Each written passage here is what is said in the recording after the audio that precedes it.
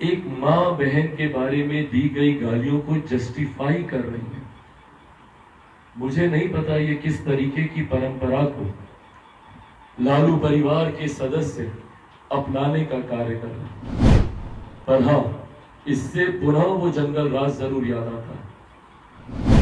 एक असामाजिक तत्व में इतनी हिम्मत हो गई कि वो तेजस्वी यादव के सामने चिराग पासवान की मां बहन को गाली दे, और उसके बाद भी उसके ऊपर कोई कार्रवाई नहीं। क्योंकि चिराग पासवान के परिवार के बारे में बोलने से कुछ नहीं हुआ, तो वो तो गांव की गरीब महिलाएं हैं, उनके साथ तो गलत से गलत व्यवहार भी हो जाए, कौन कार्रवाई करेगा। और ये राजद का कल्चर रहा है, इस तरीके से हुड़दंगियों को, दबंगइयों को इस तरीके से बढ़ावा देना इन लोगों का कल्चर रहा है। आप वो वीडियो देखिए, भाषण नहीं दे रहे थे वो मौका दे रहे थे उस व्यक्ति को अपनी बात समाप्त करने का।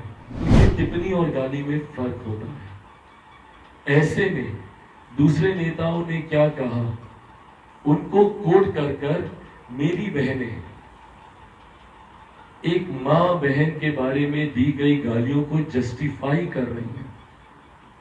मुझे नहीं पता ये किस तरीके की परंपरा को लालू परिवार के सदस्य अपनाने का कार्य कर रहे हैं, पर हाँ, इससे पुनः वो जंगल राज जरूर याद आता है, जिसका अनुभव हम सब ने, हमारी पिछली पीढ़ी ने, 80 के दशक का जन्म लिया हुआ हर वो लड़का, हर वो लड़की, जिसमें से मैं भी एक हूं, वो 90 के दौर को कभी भूल नहीं सकता, जहां पे ऐसे ही माँ बहन बेटियों को गाली दी जाती थी, जहां पर ऐसे ही सार्वजनिक तौर पर उन्हें अपमानित किया जाता था। आप लोग मुझे बताइए ना, आज एक असामाजिक तत्व में इतनी हिम्मत हो गई कि वो तेजस्वी यादव के सामने चिराग पासवान की मां बहन को गाली दे, और उसके बाद भी उसके ऊपर कोई कार्रवाई नहीं। अब मुझे बताइए, उसका मनोबल नहीं बढ़ेगा? जब वो अपने गांव में जाएगा तो क्या उस गांव की महिलाओं के साथ वो अभद्र व्यवहार नहीं करेगा?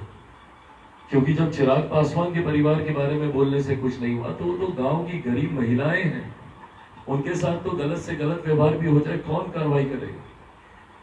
आप ऐसी मानसिकता को बल देते हैं कवर अप करके, और ये राजद का कल्चर रहा है, इस तरीके से हुड़दंगियों को, दबंगइयों को इस तरीके से बढ़ावा देना इन लोगों का कल्चर रहा है। अफसोस होता है मुझे कि जब बिहार के एक युवा नेता, और मैं मानता हूं ये बहुत गंभीरता से लेने की जरूरत है, बहुत बड़ी जिम्मेदारी है हम युवाओं पर, हमारे प्रदेश की एक बड़ी आबादी हमें अपना आदर्श मानती है। मेरे अपने कई ऐसे साथी हैं जो मुझे अपना आदर्श मानते हैं, तेजस्वी जी के भी कई ऐसे कैडर हैं जो उन्हें अपना आदर्श मानते हैं। क्या परंपरा रख रहे हैं हम उनके सामने, क्या एग्जाम्पल सेट कर रहे हैं? हमें ऐसे प्रेसिडेंट सेट करने की जरूरत है उन लोग के सामने, ताकि भविष्य में कभी इस तरीके की घटना को अंजाम देने के बारे में वो लोग नहीं सोच पाए जो हमें अपना आदर्श मानते हैं। पर ऐसे में हम लोग की खामोशी, और लिटरल खामोशी थी, वो बोलते हैं मंच में भाषण दे रहे थे, झूठ बोलते हैं तेजस्वी। आप वो वीडियो देखिए, भाषण नहीं दे रहे थे वो मौका दे रहे थे उस व्यक्ति को अपनी बात समाप्त करने का। वो व्यक्ति मंच से उसने कनेक्ट बना के रखा हुआ था, वो मंच से कनेक्टेड था। वहां पर उनकी पार्टी के एक और नेता जो मौजूद थे, उनका नाम ले लेकर वो बात कर रहा था, भैया भैया बोलकर उनको संबोधित कर रहा था।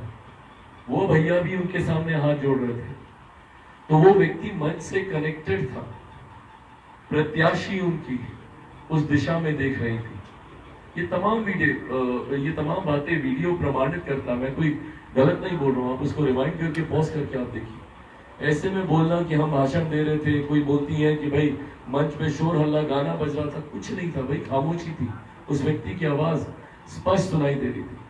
तो ऐसे में खामोश रहकर हम मौन सहमति दे रहे हैं ऐसे असामाजिक तत्वों की मानसिकता को, जो बिहार में मां बहन बेटियों के अपमान को जायज मानते हैं।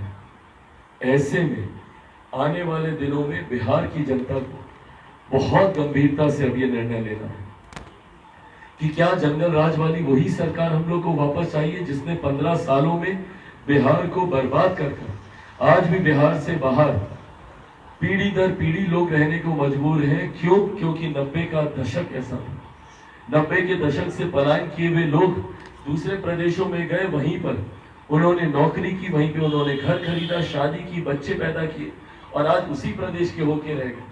उनकी 2-2, 3-3 पीढ़ियां उस प्रदेश में रह गए। 26 वर्षों में 17,000 से अधिक डॉक्टर बना चुका बिहार एवं झारखंड के छात्रों एवं अभिभावकों के बीच सर्वाधिक विश्वसनीय एवं लोकप्रिय संस्थान गोल, नेशंस लीडिंग इंस्टीट्यूट।